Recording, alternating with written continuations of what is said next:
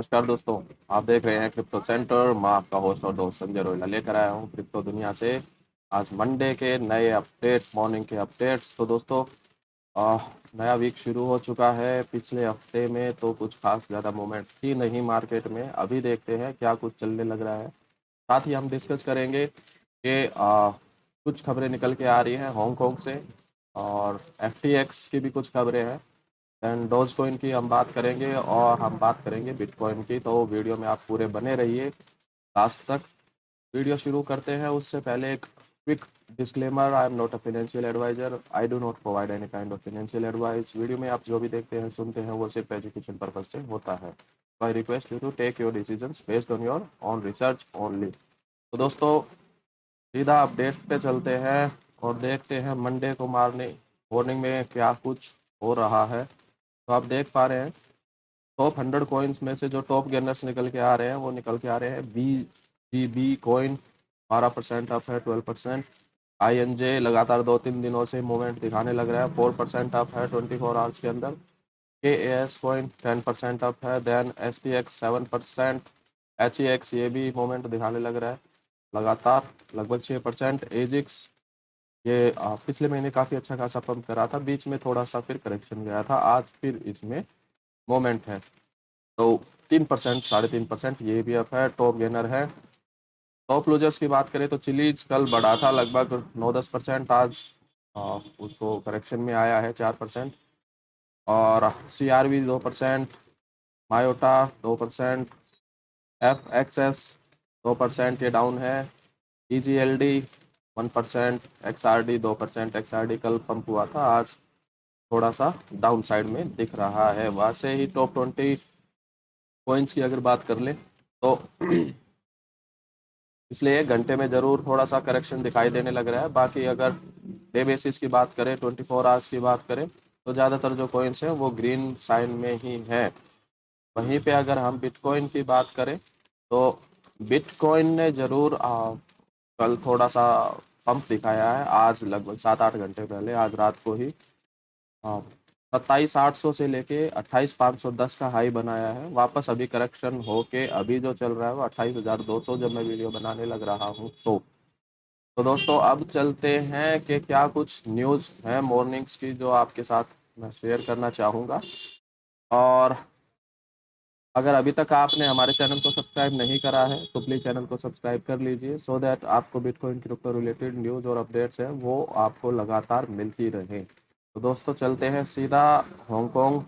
और हांगकांग के financial secretary है, उनकी कुछ स्टेटमेंट्स निकल के आई है। जैसा कि आप स्क्रीन पे देख पा रहे हैं कि हांगकांग के जो फिनेंस सेक्रेटरी हैं उन्होंने ये बोला है कि this is the right time for Hong Kong web three push despite market flex. Market के अंदर जो भी चल रहा है वो बावजूद उसके ये सही समय है हांगकांग के लिए कि भाई वो वेब 3 में अपने आप को आगे लेके आए। राइट। तो जो चान है हांगकांग के फिनेंशियल सेक्रेटरी, उन्होंने ये बताया कि डिस्पाइट मार्केट में जितनी भी फ्लक्चुएशन चलने लग रही है, बावजूद उसके अभी भी हांगकांग के लिए ये बिल्कुल सही समय है। 9 अप्रैल को उन्होंने ब्लॉग पोस्ट करा है जिसमें चैन ने एक्सप्लेन करा है दैट वो जो हांगकांग है वो 3 मेजर डायरेक्शन में जाने वाला है।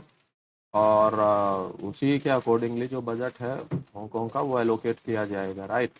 तो अ, अब जो चीज़ें जाएंगी वो ये रहने वाले हैं, एक स्ट्रेटजी बनाने वाले हैं जिस पे हम प्रेसाइज करेंगे दैट प्रॉपर रेगुलेशन हो क्रिप्टो को लेके, और साथ ही साथ डेवलपमेंट जो हो रहा है क्रिप्टो इंडस्ट्री में उसको भी प्रमोट कैसे किया जाए, उसमें भी उनका कुछ फंड जाएगा और फोकस रहने वाला है। साथ ही वो ये भी प्लान कर रहे हैं कि किस तरीके से फिनेंशियल सिक्योरिटी हो यूजर्स की, प्रिवेंट कर किया जाए उनको सिस्टमेटिक रिस्क से, और साथ ही साथ किस तरीके से इन्वेस्टर को एजुकेट किया जाए, प्रोटेक्ट किया जाए, और वो सारे मेजर्स लिए जाएं जिससे कि एंटी मनी लॉन्ड्रिंग वगैरह से अब उनके जो इन्वेस्टर है क्रिप्टो के उनको बचाया जाए।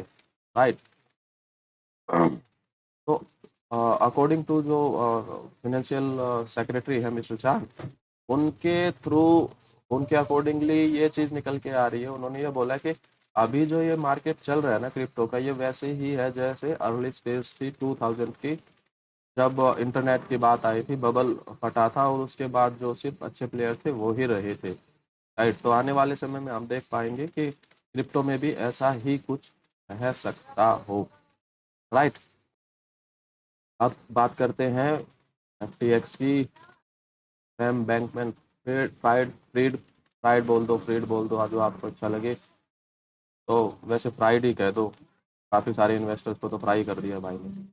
और तो जो उनके एफटीएक्स के सीईओ हैं, बैंकरप्सी के बाद जो अपॉइंट किए गए थे, जॉन रे, उन्होंने कुछ कोर्ट में फाइलिंग करी है, और कोर्ट की फाइलिंग में उन्होंने कुछ स्टेटमेंट दी हैं, सामने रखी हैं कोर्ट के, वो मैं आपके साथ शेयर करूंगा।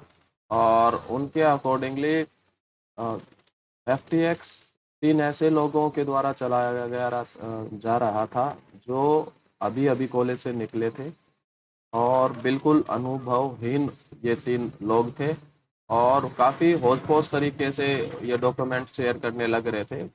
और इनके जो ज़्यादातर जो कम्युनिकेशन थे वो या तो गूगल डॉक्स पे या डिफरेंट ऐप्स पे करने लग रहे थे, जो बिल्कुल अनऑर्गेनाइज तरीके से चल रहा था, और कहीं से भी ये लग ही नहीं रहा था कि वो बिलियन डॉलर की एम्पायर चलाने लग रहे हैं।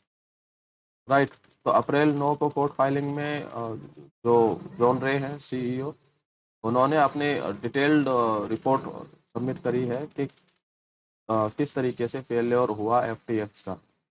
राइट, तो जो रे हैं उन्होंने एम्फेसाइज करा कि को फाउंड जो है सैम बैंकमैन फ्रीड और गैरी वैंग, और इसके जो तीसरे हैं जो निषाद सिंह, इंडियन है ये शायद।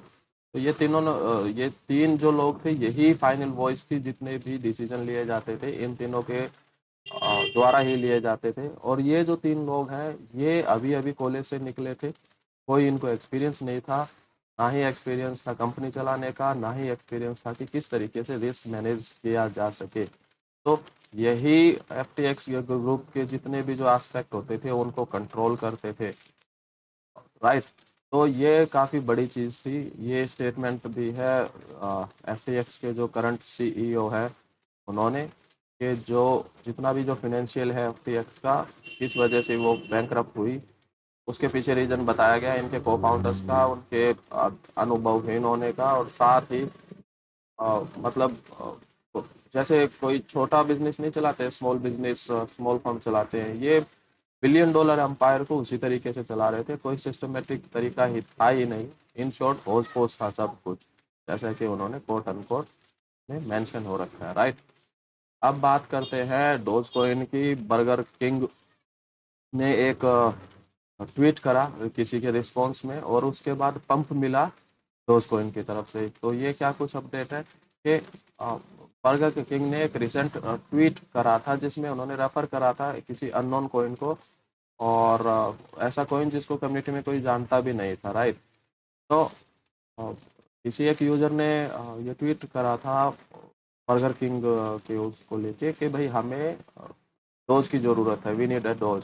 तो उसके रिस्पॉन्स में उन्होंने, बर्गर किंग ने ये रिस्पॉन्स करा था, burb I am making byte coin. तो अब ये बाइट कॉइन क्या है या नहीं, मैंने तो इस पर रिसर्च करी नहीं है, अगर आपने करी है तो बताएं कमेंट सेक्शन में। राइट, तो जैसे उन्होंने ये ट्वीट करा बर्गर किंग ने, उसके बाद से डोज कॉइन पंप कर गया लगभग 1% 24 घंटे के अंदर अंदर। तो थोड़ा सा पॉजिटिव रिस्पॉन्स मिला डोज कॉइन की तरफ से बर्गर किंग के इसके इनके ऊपर। अब बर्गर किंग थोड़ा सा सपोर्ट करता है डोज कॉइन को, वैसे ही जैसे इलोन मस्क साहब का फेवरेट रहा है। और अभी रिसेंटली हमने देखा था कि ट्विटर के ऊपर भी उन्होंने 2-3 दिनों के लिए डोज की फोटो लगाई थी, लोगों के रिप्लेस करके, ब्लू बर्ड का जो उनका लोगो था ट्विटर का, उसको रिप्लेस करके डोज की फोटो लगाई थी। तो उससे काफ़ी पंप आया था डोज कॉइन में, हालांकि फिर करेक्शन भी जल्दी ही आ गया था। अब आते हैं इस वीडियो की सबसे इम्पोर्टेंट खबर की तरफ, और ये है कुछ डेटा सामने निकल के आया है इसकी तरफ से, जो क्लास नोट है, नोड उसकी तरफ से। और उस डेटा के अकॉर्डिंग जो मोर देन हाफ ऑफ बिटकॉइन जो सप्लाई है वो इनएक्टिव है, यानी कि जो अभी सर्कुलेशन में जितनी भी सप्लाई है बिटकॉइन की, वो उसमें से 50% यानी आधी इनएक्टिव है, डोरमेंट है, या दूसरे शब्दों में कहें तो उसमें कोई भी हलचल अभी हो नहीं रही है, अराउंड 50% बिटकॉइंस में। और ये कब से नहीं हो रही है? फॉर पास्ट 2 ईयर्स, 2 साल से उनमें कोई मूवमेंट हुई ही नहीं है। ये तो था एक फिगर। दूसरा जो आंकड़ा निकल के आ रहा है वो निकल के आ रहा है कि कुछ ऐसे भी फिगर है, एक बड़ा फिगर अराउंड 30% का, जो 5 साल से इनएक्टिव है, तो उसके बारे में भी बात करेंगे। तो according to data from on chain analytics provider Glassnode, more than half of the bitcoin supply is inactive. जैसा मैंने आपको बताया, by inactive means the coins have not moved for past 2 years, यानी इनएक्टिव का मतलब है कि 2 साल से इनमें कोई मूवमेंट हुई ही नहीं है, यानी आधे जो बिटकॉइन है उसमें कोई मूवमेंट नहीं हुई है पिछले 2 साल से। साथ ही जो ये परसेंटेज है सप्लाई की, और ये 50 ऑल टाइम हाई का जो था पिछले 2 साल में, उसके बाद से ही है। तो आप ये भी एक साथ के साथ निकल के आ रहे हैं भाई, उनको एक्टिविटी होने की क्या गुंजाइश है कि ज़्यादातर जो कोइंस थे वो ऑल टाइम हाई के आसपास परचेज किए गए थे। और उसमें अब ये सीन है कि अभी भी मार्केट जब से रिकवर करा है 1 डेढ़ महीने में, बावजूद उसके अभी भी ऑल टाइम हाई से 60% डाउन चल रहा है बिटकॉइन। तो कोई भी जो एक समझदार इन्वेस्टर होगा वो उसको अभी बेचने के मूड में तो होगा नहीं जब तक वो थोड़ा प्रॉफिट ना कमा ले। तो ये एक सीन निकल के आ रहा है। दूसरी जो चीज़ निकल के आई है कि इंडस्ट्री इन्फ्लुएंसर एंटोनी पोम्पलियानो, उन्होंने ट्वीट करा है 10 अप्रैल को, यानी आज ही। और उन्होंने ऑब्जर्व करा कि भाई 2 साल से 50% तो इनएक्टिव है बिटकॉइन। साथ ही साथ उन्होंने ये कहा कि अराउंड 30% जो ऑल बिटकॉइन है सर्कुलेशन के, वो उनमें एक्टिविटी हुई नहीं है पिछले 5 साल में।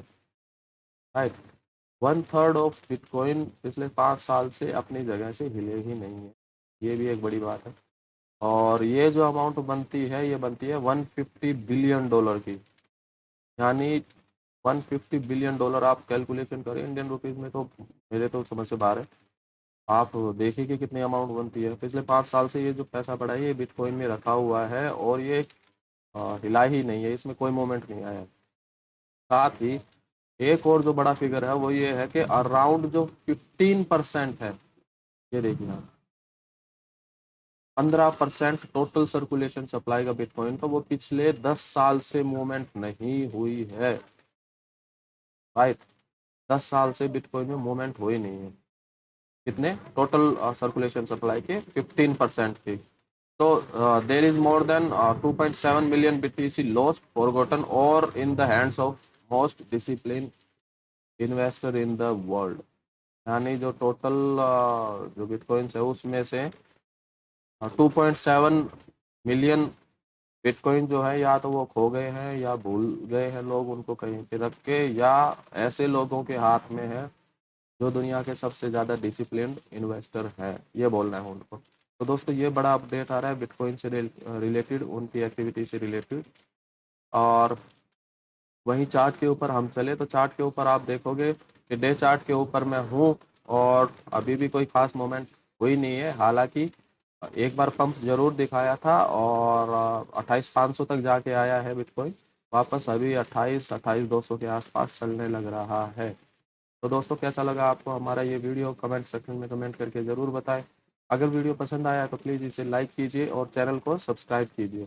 मिलते हैं अगले वीडियो में, तब तक के लिए नमस्कार।